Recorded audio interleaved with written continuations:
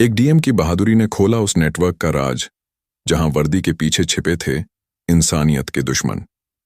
DM Rajni Malhotra अपने सरकारी वाहन से निकलकर बाजार की तरफ बढ़ रही थी जब अचानक सामने एक भीड़ दिखाई दी। लोग चिल्ला रहे थे, कुछ महिलाएं रो रही थीं। डीएम रजनी मल्होत्रा ने अपनी गाड़ी रुकवाई और भीड़ में जाकर पूछा। एक बुजुर्ग ने बताया कि यहां से अभी अभी 4 लोगों ने एक लड़की को जबरदस्ती उठाकर एक तेज रफ्तार गाड़ी में डालकर ले गए हैं। रेड कलर की स्विफ्ट कार थी, नंबर प्लेट पर कपड़ा बंधा हुआ था। डीएम रजनी मल्होत्रा का चेहरा सख्त हो गया। दिन दहाड़े इतनी हिम्मत। उन्होंने तुरंत कंट्रोल रूम को फोन किया, सर्कल इंस्पेक्टर से बात की, सभी चेक पोस्ट को अलर्ट करने को कहा, लेकिन कुछ खास नहीं हुआ। अगले दिन डीएम रजनी मल्होत्रा अपने दफ्तर में बैठी थी जब अचानक उनके क्लर्क राजेश के पास कॉल आया। राजेश का चेहरा एकदम सफेद हो गया। फोन उसके हाथ से गिर गया। वह जमीन पर बैठ गया और जोर से रोने लगा। डीएम रजनी मल्होत्रा ने तुरंत पूछा कि क्या हुआ है। राजेश ने हकलाते हुए बताया कि उसकी 17 साल की बेटी प्रिया को स्कूल से आते वक्त कुछ लोगों ने उठा लिया है। प्रिया का बैग रास्ते में पड़ा मिला था, किताबें बिखरी हुई थीं, चप्पल भी वहीं गिरी थी। डीएम रजनी मल्होत्रा ने तुरंत राजेश को साथ लेकर उस जगह का मुआयना किया। साफ दिख रहा था कि संघर्ष हुआ था।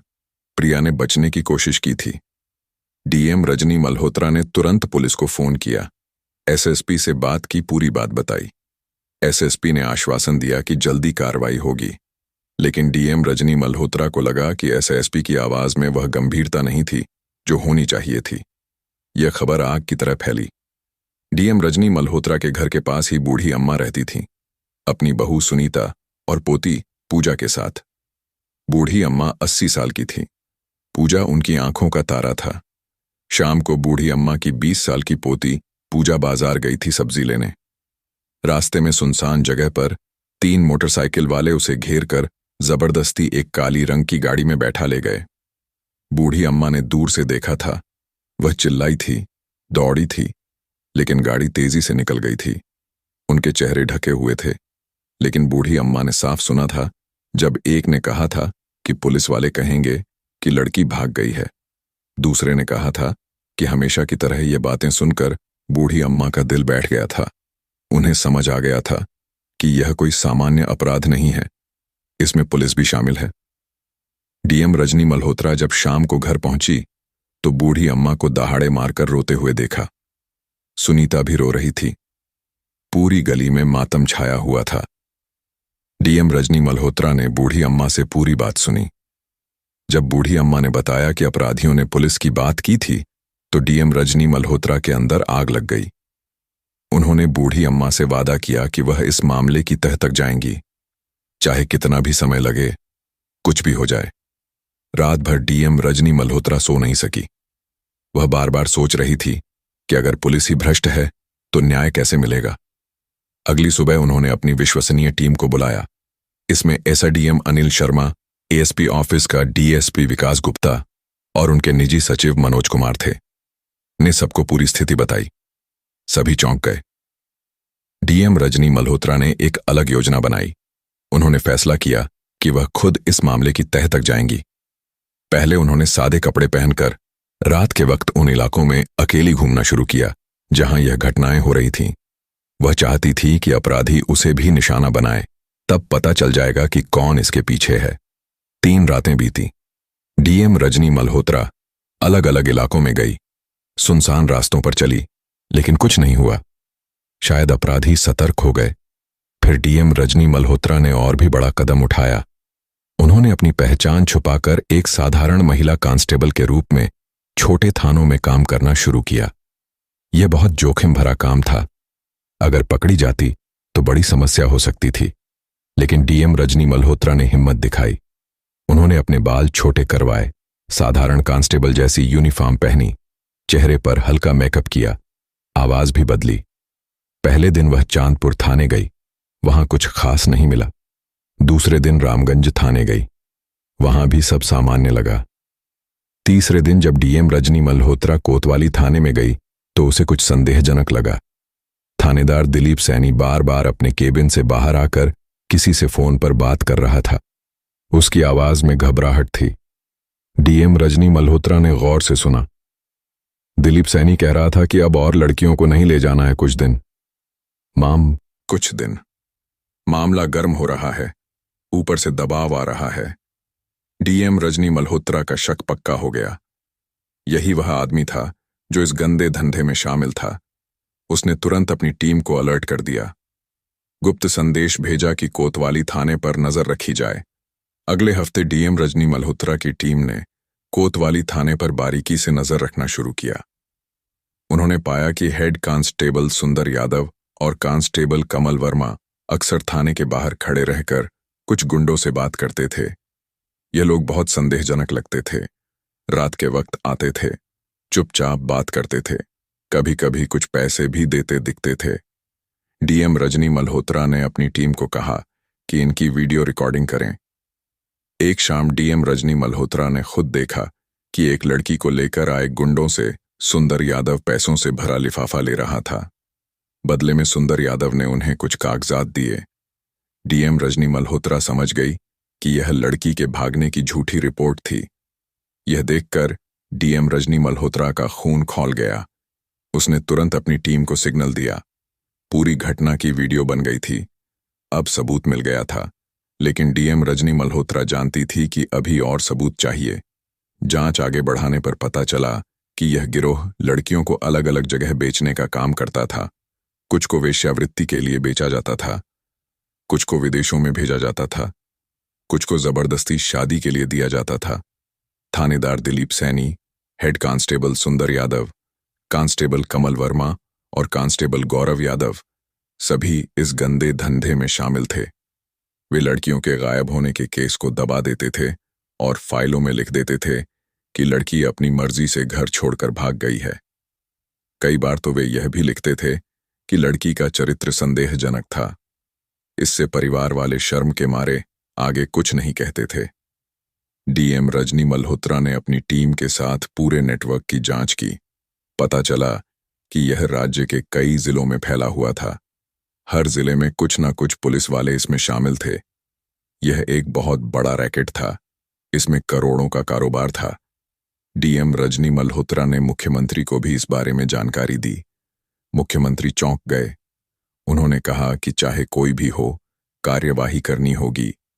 साक्ष्य इकट्ठे करने में 2 महीने लग गए। इस दौरान डीएम रजनी मल्होत्रा को पता चला कि राजेश की बेटी प्रिया और बूढ़ी अम्मा की पोती पूजा सहित 20 से ज्यादा लड़कियों को इस तरह उठाया गया था। कुछ लड़कियों को बांग्लादेश भेज दिया गया था, कुछ को नेपाल, कुछ को दिल्ली, मुंबई जैसे बड़े शहरों में। डीएम रजनी मल्होत्रा का दिल भर आया जब उसे पता चला कि यह सब लड़कियां कितनी मुसीबत में होंगी। इतने घिनौने अपराध में पुलिस वाले शामिल थे जिन पर लोगों का भरोसा था।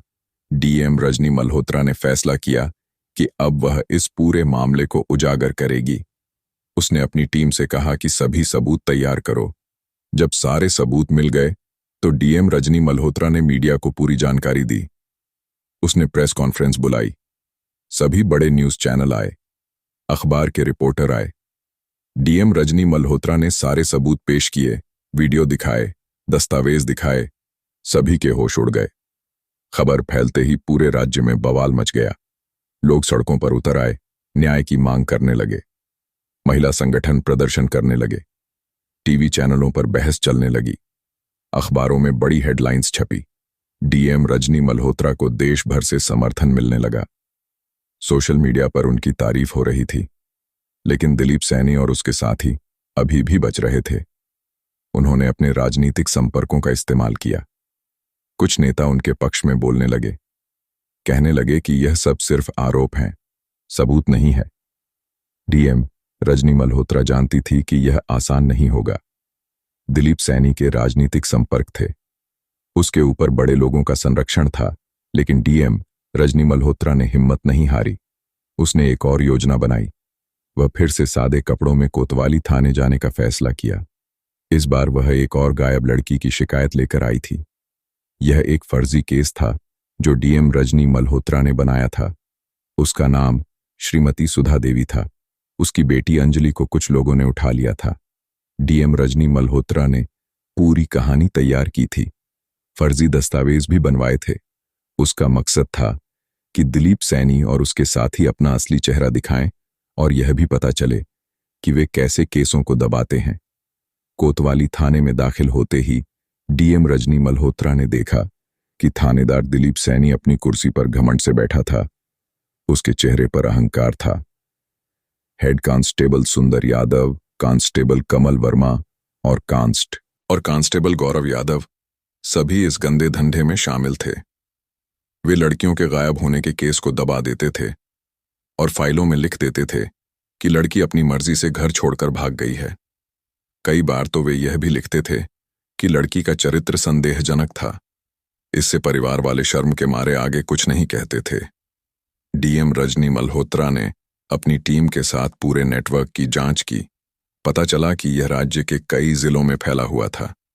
हर जिले में कुछ न कुछ पुलिस वाले इसमें शामिल थे। यह एक बहुत बड़ा रैकेट था। इसमें करोड़ों का कारोबार था। डीएम रजनी मल्होत्रा ने मुख्यमंत्री को भी इस बारे में जानकारी दी। मुख्यमंत्री चौंक गए।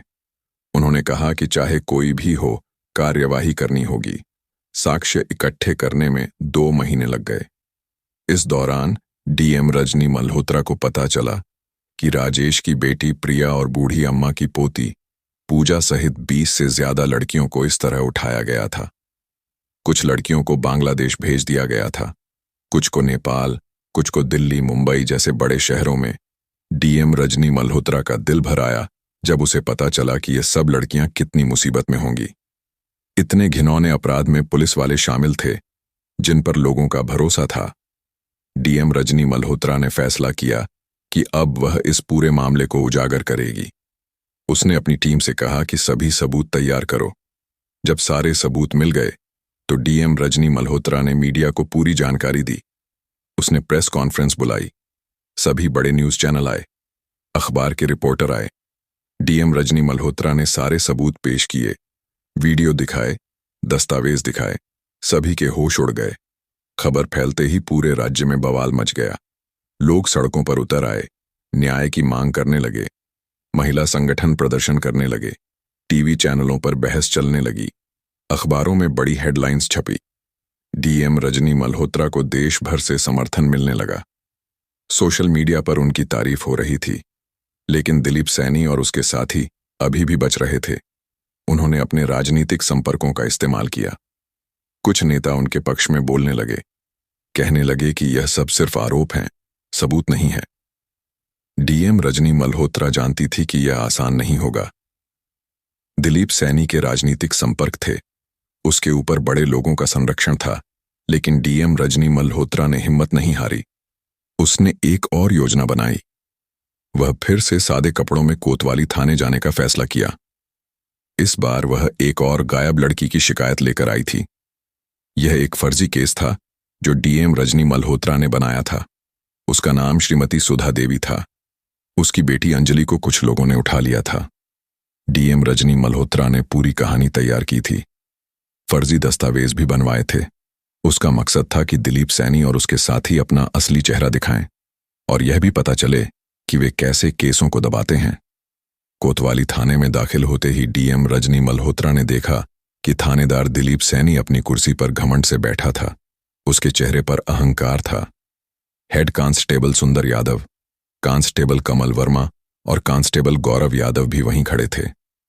सभी के चेहरों पर एक अजीब सा मुस्कान था। डीएम रजनी मल्होत्रा ने अपनी आवाज बदलकर कहा कि उसकी बेटी अंजलि कल से गायब है। वह बहुत परेशान है। कृपया एफआईआर दर्ज करें। दिलीप सैनी ने बड़ी बेरुखी से कहा कि लड़की भाग गई होगी किसी लड़के के साथ। आजकल की लड़कियां ऐसी ही होती हैं, प्रेम में अंधी होकर घर छोड़कर भाग जाती हैं, फिर कुछ दिन बाद वापस आ जाती हैं, शर्म से पानी पानी होकर। डीएम रजनी मल्होत्रा ने जोर देकर कहा कि उसकी बेटी ऐसी नहीं है। वह बहुत अच्छी लड़की है, कॉलेज में पढ़ती है, घर का काम करती है, कभी किसी लड़के से बात तक नहीं करती। जरूर किसी ने उसे उठाया है। इस पर दिलीप सैनी ने गुस्से से कहा कि तुम हमें अपना काम सिखा रही हो। हम 30 साल से पुलिस में हैं, हम जानते हैं कि क्या करना है। सुंदर यादव ने भी कहा कि 2-3 दिन में लड़की खुद वापस आ जाएगी, अभी घबराने की कोई बात नहीं है। कमल वर्मा ने कहा कि अगर फिर भी नहीं आई तो हम देखेंगे। डीएम रजनी मल्होत्रा ने कहा कि वह एफआईआर दर्ज कराना चाहती है, यह उसका अधिकार है। इस पर कमल वर्मा ने कहा कि पहले 24 घंटे पूरे होने दो, तब तक कोई एफआईआर नहीं बनेगी, यही नियम है। डीएम रजनी मल्होत्रा ने कानून का हवाला देते हुए कहा कि यह गलत है, 24 घंटे का कोई नियम नहीं है, तुरंत एफआईआर दर्ज करनी चाहिए, खासकर जब लड़की गायब हो। इस पर दिलीप सैनी आग बबूला हो गया। वह अपनी कुर्सी से उठा और डीएम रजनी मल्होत्रा के पास आकर चिल्लाने लगा कि तुम हमें। डीएम रजनी मल्होत्रा के मुंह पर जोर से थप्पड़ मारा। आवाज गूंज गई। डीएम रजनी मल्होत्रा का चेहरा लाल हो गया, लेकिन वह चुप रही। उसने कोई प्रतिक्रिया नहीं दी। सुंदर यादव ने कहा कि अब समझ आई, निकल जा यहां से, वरना और मार पड़ेगी। कमल वर्मा और गौरव यादव हंसने लगे। उन्हें लग रहा था कि उन्होंने एक और औरत को डरा दिया है। तभी थाने का एक पुराना कांस्टेबल अजय, जो कुछ दिन पहले ही वहां तबादला होकर आया था, डीएम रजनी मल्होत्रा को गौर से देखने लगा। वह बार बार उसका चेहरा देख रहा था। अचानक उसकी आंखें चौड़ी हो गईं। वह पहचान गया था। वह चिल्लाया कि अरे, ये तो हमारी जिले की डीएम रजनी मल्होत्रा है। मैंने इन्हें कई बार देखा है, फ्लैग मीटिंग में भी थी। सुनते ही पूरे थाने में सन्नाटा छा गया। दिलीप सैनी का चेहरा पीला पड़ गया। उसके हाथ कांपने लगे। सुंदर यादव की टांगें कांपने लगीं। वह दीवार का सहारा लेकर खड़ा हो गया। कमल वर्मा और गौरव यादव एक दूसरे का मुंह देखने लगे। उनकी समझ में नहीं आ रहा था कि क्या करें। डीएम रजनी मल्होत्रा ने अपना परिचय पत्र निकाला और दिखाया। तस्वीर साफ मैच कर रही थी। दिलीप सैनी के होश उड़ गए। उसने हकलाते हुए माफी मांगी। कहा कि उसे पता नहीं था, यह सब गलतफहमी है। लेकिन डीएम रजनी मल्होत्रा ने कहा कि अब बहुत देर हो चुकी है। तुमने सिर्फ मुझे नहीं, बल्कि पूरे सिस्टम को अपमानित किया है। सुंदर यादव घुटनों पर बैठकर माफी मांगने लगा। कमल वर्मा और गौरव यादव भी रोने लगे। तभी थाने के बाहर मीडिया की गाड़ियां आने की आवाज आई। डीएम रजनी मल्होत्रा की टीम ने पहले से ही मीडिया को इस बारे में बता दिया था। उन्हें पता था कि डीएम रजनी मल्होत्रा कब थाने जाएगी। न्यूज रिपोर्टर्स और कैमरामैन थाने के अंदर आ गए। दिलीप सैनी ने उन्हें रोकने की कोशिश की, लेकिन डीएम रजनी मल्होत्रा ने कहा कि सबको पता चलना चाहिए कि यहां क्या हो रहा है, पुलिस के नाम पर कैसे अत्याचार हो रहे हैं। कैमरे चलने लगे। दिलीप सैनी का चेहरा सब देख रहे थे। उसका डर साफ नजर आ रहा था। डीएम रजनी मल्होत्रा ने मीडिया को बताया कि यहां लड़कियों के अपहरण के केस दबाए जाते हैं। पुलिस वाले गुंडों से पैसे लेते हैं, झूठी रिपोर्ट बनाते हैं। पूरा सच सामने आ गया। मीडिया में खबर आते ही पूरा देश हिल गया। हर न्यूज चैनल पर यही खबर चल रही थी कि डीएम रजनी मल्होत्रा को मानव तस्करी के मामले की जांच करते वक्त भ्रष्ट पुलिस वालों ने थाने में मारा है। एंकर बार बार कह रहे थे कि यह शर्मनाक है, पुलिस की छवि खराब हुई है। सोशल मीडिया पर डीएम रजनी मल्होत्रा का समर्थन करने वाले पोस्ट वायरल हो रहे थे। हैशटैग ट्रेंड कर रहे थे। लोग सड़कों पर उतरकर न्याय की मांग कर रहे थे। महिला संगठनों ने बड़े प्रदर्शन किए। छात्र संघों ने मार्च निकाले। पूरे देश में डीएम रजनी मल्होत्रा को सलाम किया जा रहा था। उनकी बहादुरी की तारीफ हो रही थी। मुख्यमंत्री के ऊपर दबाव बढ़ने लगा। विपक्षी नेता सदन में हंगामा कर रहे थे। मुख्यमंत्री ने तुरंत कार्यवाही का आदेश दिया। राज्य सरकार ने विशेष जांच दल बनाया। एक आईजी को इसकी जिम्मेदारी दी गई। डीएम रजनी मल्होत्रा को पूरा सहयोग देने के निर्देश दिए गए।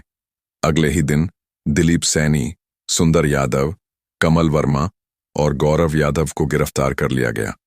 उनके घरों की तलाशी में लाखों रुपए नकद मिले, सोने के गहने मिले। बैंक खातों की जांच में करोड़ों की संपत्ति का पता चला। दिलीप सैनी के पास 3 मकान थे, 2 गाड़ियां थीं। सुंदर यादव के पास भी भारी संपत्ति मिली। पूछताछ में चारों ने अपना गुनाह कबूल किया। उन्होंने बताया कि वे लड़कियों को उठवाकर दलालों को सौंप देते थे। बदले में मोटी रकम मिलती थी। हर लड़की के लिए RS00 से RS1 लाख तक। दिलीप सैनी ने बताया कि पिछले 2 सालों में उन्होंने 100 से ज्यादा लड़कियों के केस दबाए हैं, सभी को भागने की झूठी रिपोर्ट बनाकर। कई बार तो माता पिता को धमकाया भी। कहा कि अगर शोर मचाया तो और भी मुसीबत होगी। कई लड़कियों को विदेशों में बेच दिया गया। कुछ को अपने ही राज्य के अलग अलग शहरों में कमल वर्मा ने बताया कि कुछ लड़कियों की जबरदस्ती शादी भी कराई गई, बूढ़े आदमियों से जो ज्यादा पैसे देते थे। गौरव यादव ने बताया कि यह नेटवर्क बहुत बड़ा था, कई राज्यों में फैला हुआ था। हर राज्य में पुलिस वाले शामिल थे, राजनेता शामिल थे, अफसर शामिल थे। जांच में पता चला कि यह नेटवर्क 5 राज्यों में फैला हुआ था। इसमें पुलिस वाले, नेता, अफसर, दलाल, गुंडे सब शामिल थे। यह करोड़ों का कारोबार था। हर महीने सैकड़ों लड़कियों को अलग अलग जगह भेजा जाता था। डीएम रजनी मल्होत्रा को जब पूरी सच्चाई पता चली तो उसका दिल भर आया। इतना बड़ा अपराध हो रहा था और कोई जानता तक नहीं।